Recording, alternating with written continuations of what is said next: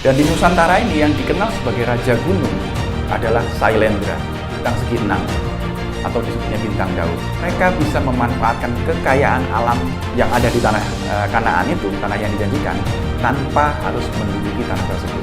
Ya. Jadi mereka membiarkan bangsa Jawa mengelola dan mereka menikmatinya.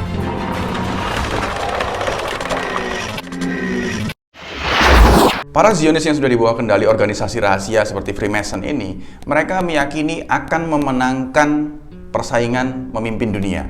Dan bahkan mereka berani mengatakan tatanan dunia baru ini pasti terjadi. Lalu untuk melancarkan rencananya para Zionis ini setelah mereka membentuk suatu organisasi yang dinamakan PBB yang berada di Amerika dan tentunya di bawah kendali mereka juga membentuk berbagai macam organisasi-organisasi yang ada di bawah PBB untuk membantu semua pekerjaan PBB. Dan segala organisasi ini banyak sekali dibentuk yang justru memang ternyata mengendalikan semua jenis kebutuhan manusia.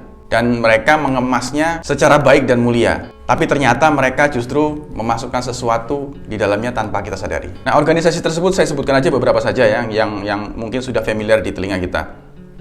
Yang pertama adalah UNICEF. UNICEF ini bergerak dalam bidang pendidikan dan kesejahteraan anak. Lalu IMF. Ini bergerak dalam bidang ekonomi, memberi bantuan keuangan dalam bentuk pinjaman. Lalu ada lagi salah satu organisasi khusus nih yang ada di bawah PBB yang disebut, yang kita kenal sebagai WHO. Nah, organisasi ini bergerak dalam bidang kesehatan. Dia juga melawan segala penyakit ya yang ada di seluruh dunia dan memastikan semua masyarakat dunia itu tetap dalam keadaan sehat. Lalu ada lagi UNESCO. UNESCO ini salah satu lembaga yang menjaga situs-situs sejarah dan kebudayaan. Satu lagi kalian pasti udah kenal yang disebut World Bank atau Bank Dunia. Ini juga fokus pada pengurangan angka kemiskinan. Jadi mereka memberikan bantuan dalam bentuk pinjaman kepada negara-negara miskin. Nah, kalau mau dijabarkan satu persatu, karena mereka ini punya kepentingan ingin menguasai atau mengendalikan dunia dalam satu pemerintahan atau satu kendali, para elit global ini pastinya mereka punya kepentingan terhadap berdirinya semua organisasi ini.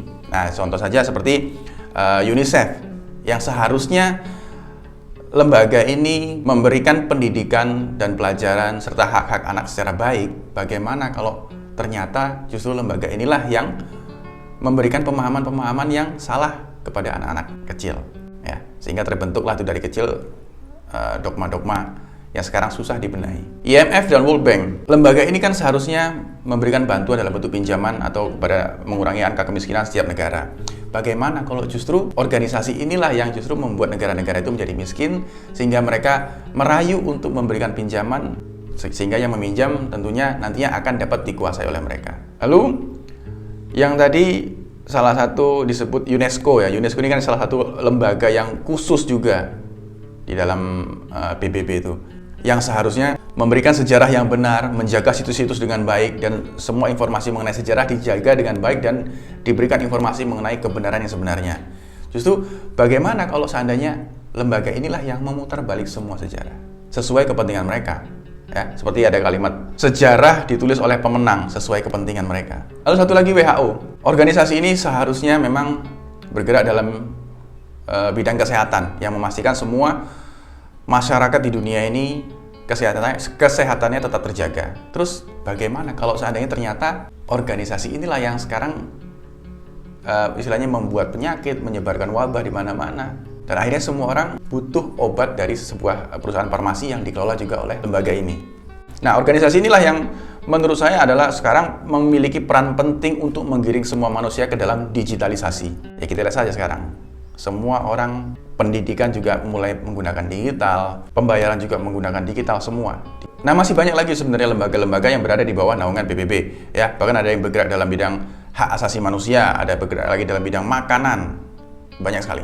Nah, lalu kapan hasil persaingan pemimpin dunia itu akan terlihat? Dan kapan tatanan dunia baru itu harus terlaksana sesuai target mereka? Jawabannya adalah 2030. Karena tahun itu tahun di mana mereka menargetkan semua orang harus sudah di bawah kendali mereka. Semua orang di bawah kendali dari Yahudi, keturunan Yahudi Jewish, ya, yang sudah dikelola oleh elit global, yang juga Yahudi Jewish. Nah, setelah tahun 2030, karena orang sudah di bawah kontrol mereka, akhirnya mereka akan menciptakan manusia-manusia dari ras-ras unggulan, ras terbaik yang akan mereka ciptakan setelah tahun itu. Dan itu akan berlanjut sampai dengan akhir abad 21. Lalu sebenarnya apa sih sebenarnya tatanan dunia baru ini? Kok banyak sekali orang bicara mengenai tatanan dunia baru? Bahkan New World Order itu sangat booming di mana-mana. Apa sih sebenarnya rencana besar dari tatanan dunia baru ini? Nah, mereka sendiri memaknai tatanan dunia baru itu adalah sebuah era baru di mana yang hanya dihuni atau ditinggali atau dikelola oleh orang-orang dengan ras terbaik, unggulan, cerdas, produktif, semua sesuai dengan apa yang mereka harapkan. Akan munculnya ras terbaik, ras unggulan, ras cerdas, ras produktif sesuai harapan mereka. Jadi dalam tatanan dunia baru itulah yang mereka harapkan. Makanya sejak saat ini semua organisasi yang tadi di awal saya sebutkan itu sudah mulai bekerja untuk menyeleksi seluruh umat manusia ini. Makanya diberikan dalam rumah sakit semuanya didata, dari lahir sudah didata, semuanya diambil darahnya untuk dicek, berat badannya, semua diukur. Lalu pemberian obat juga ada obat generik, ada obat yang berkualitas baik, ada yang berkualitas terbaik.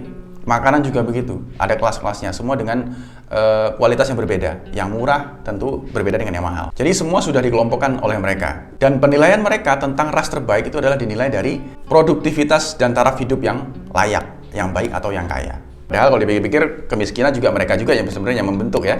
Nah, orang-orang sejak zaman Nabi dahulu yang mengingkari ajaran Tuhan, merekalah yang tidak ikut masuk ke dalam negeri yang dijanjikan atau negeri Kanaan itu.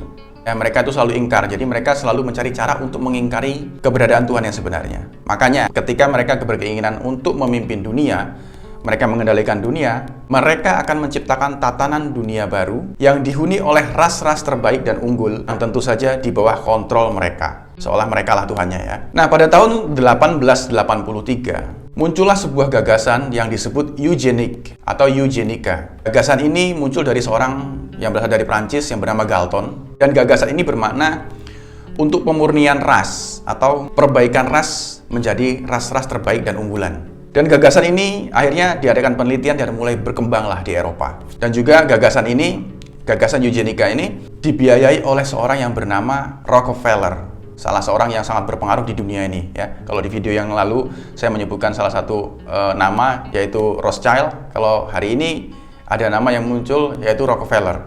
Ini dua orang ini adalah yang tergabung dalam secret society, istilahnya elit global lah ya, yang mengatur dunia. Jadi dua orang ini yang juga mencanangkan sebagai istilah pembentukan tatanan dunia baru. Jadi dalam gagasan eugenika ini akhirnya digunakan oleh para elit global ini hanya ras-ras tertentulah yang boleh bereproduksi.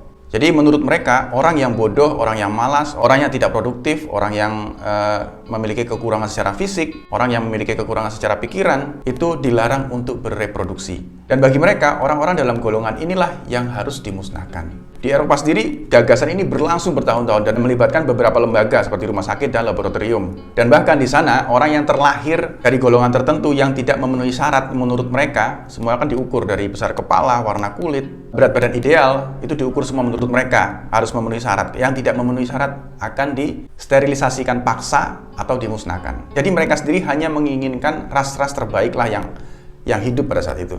Dan ini berlangsung terus-menerus hingga dijadikan sebuah program dalam tatanan dunia baru ini. Nah, sebenarnya di Nusantara sendiri dikenal hal-hal ini sebenarnya dikenal dalam istilah bibit, bebet, bobot. Akan tetapi istilah ini di Nusantara sangat erat kaitannya sendiri dengan spiritualitas, di mana dalam video yang sebelumnya yang saya jelaskan mengenai dalam video ini ya, saya jelaskan ketika manusia meningkatkan kecerdasan dalam kecerdasan ilahi, di sanalah secara otomatis manusia akan memperbaiki genetika atau DNA orang tersebut, IQ, EQ, SQ, dan TQ, di mana otomatis orang tersebut akan menciptakan keturunan-keturunan dengan ras terbaik. Nah, ini sangat berbeda sekali ya dengan konsep yang berada di Eropa, ya, karena di sana menggunakan pola ambisius ya, dengan kepentingan elit global untuk menguasai dunia. Lalu pada tahun 1980 berdirilah sebuah monumen yang bernama Georgia Guidestone. Nah, monumen ini didirikan oleh seorang yang anonim ya, karena namanya sendiri dia menggunakan nama samaran di dalam batu tersebut. Namanya hanya ditulis sebagai resi Kristen. Di situ dimana namanya tersebut bukan nama asli. Orang ini mengaku sebagai wakil dari organisasi yang bergerak dalam kemanusiaan. Dan di dalam monumen ini tertulislah 10 panduan untuk kemanusiaan. Dan salah satunya sendiri yang tertulis di dalam kolom paling atas itu yang sangat kontroversial ya, di mana di sana tertulis dalam bahasa Indonesia sendiri yang kurang lebih artinya begini. Jagalah jumlah penduduk manusia di bumi ini hanya 500 juta saja agar dapat seimbang dengan alam. Jadi kalimat ini menimbulkan kontroversi yang sangat luar biasa. Karena dinilai mereka dari mana mereka tahu kalau misalkan bumi ini hanya memiliki kapasitas huni itu hanya 500 juta orang saja. Artinya kalau ini adalah sebuah program atau sebuah rencana yang akan dijalankan, kalau saat ini jumlah manusia di bumi ini ada kurang lebih 6 miliar atau kurang lebih 7 miliar manusia, artinya kurang lebih ada 5 miliar manusia lebih yang harus dimusnahkan. Nah, ini tentu saja mendapatkan tentangan dari segala pihak ya. Mereka berpikir kapasitas bumi ini sudah tidak bisa menampung lagi jumlah manusia yang sangat banyak, dan teknologi-teknologi serta kebutuhan yang dibuat pun sudah tidak mampu lagi menyuplai segala kebutuhan manusia. Makanya ada beberapa manusia yang harus dihilangkan, menurut mereka seperti itu. Makanya akhirnya mereka ciptakan penyakit-penyakit, ciptakan perang dunia, mereka ciptakan juga wabah. Ya, itu sebenarnya adalah bagian dari rencana untuk mengurangi populasi manusia. Termasuk kampanye tentang LGBT. Di sana dikampanyekan, bahkan dibiayai. Itu karena apa? Karena supaya reproduksi orang berkurang. Buat orang-orang yang sakit, yang kalah dalam perang, yang masuk dalam golongan LGBT, itu dianggap sama mereka orang-orang dengan ras rendah atau ras buruk. Makanya nanti ketika sudah dikelompokkan, maka mereka akan sangat mudah untuk memusnahkan orang-orang tersebut. Seolah seperti perang, penyakit, atau kampanye LGBT itu seolah-olah alat untuk mereka menyaring orang-orang dari ras-ras tertentu ini. Nah, bahkan seorang yang cukup terkenal juga, yang pemilik Microsoft, yang bernama Bill Gates, pernah mengatakan dalam videonya seperti ini. First we've got population. The world today has 6.8 billion people. That's headed up to about 9 billion. Now, if we do a really great job on new vaccines, healthcare, reproductive health services, we could lower that by perhaps 10 or 15%. But there we see an increase of about 1.3. Nah, para elit global ini berkeinginan yang tinggal di bumi ini hanyalah orang-orang dengan ras yang unggul dan terbaik. Dan orang-orang itu hanya 500 juta saja, akan tetapi dengan kualitas terbaik ya, dan tentunya di bawah kontrol oleh mereka. Dengan begitu, bumi akan damai di bawah kendali mereka. Nah, disinilah sebenarnya mereka tanpa sadar sudah memposisikan diri sebagai Tuhan. Pada tahun 1992, ada konferensi tingkat tinggi yang disebut KTT Bumi. Di sana ada sebuah agenda yang sangat besar, yang diperuntukkan untuk abad 21. Agenda ini dirancang dan dijalankan hingga tahun 2030. KTT tersebut dihadiri oleh 192 negara, termasuk Indonesia. Jika kita membuka salah satu website mereka yang berkaitan dengan agenda ini, di sana kita bisa melihat tujuan mereka membentuk agenda ini. Nah, tujuan mereka sendiri sebenarnya mencakup dari segala lini: makanan, minuman, kesehatan, pendidikan, lingkungan, air, tanah, lautan, pekerjaan, hingga budaya. Ternyata itu adalah semua aspek kebutuhan manusia. Semua dikemas dengan bahasa yang baik dan mulia, menciptakan kehidupan manusia menjadi lebih baik. Dan agenda ini bertujuan untuk mempromosikan kemakmuran dan melindungi planet ini. Hari ini kita lihat saja segala aspek manusia, aspek kebutuhan manusia ini sekarang kemajuan teknologi sedang dibentuk ya, dari semua lini, teknologi, pendidikan, kesehatan, semua kemajuannya sedang diciptakan. Tapi nantinya akan ada kecepatan penuh menuju sasaran target yang mereka inginkan di 2030. Artinya kita masih punya waktu kita tinggal 9 tahun lagi kurang lebih ya. Dan KTT Bumi ini digelar lagi kemarin di tahun 2019, dan para pemimpin sidang ini pun menyerukan 1 dekade tindakan pembangunan berkelanjutan. Dan mereka berjanji memobilisasi pembiayaan lembaga-lembaga untuk mencapai tujuan target di 2030 tanpa meninggalkan 1 orang pun. Artinya di sini tidak ada 1 orang pun yang akan tertinggal, ya, yang akan lepas istilahnya. Makanya ya kita lihat saja sekarang yang sedang dicanangkan untuk percepatan itu apa. Kita lihat saja semuanya dipaksa. Istilahnya saya pernah membuat satu video di mana videonya yang ini ya, di mana di sana saya juga membacakan salah satu naik rencana tatanan dunia baru yang berkaitan dengan wabah ya.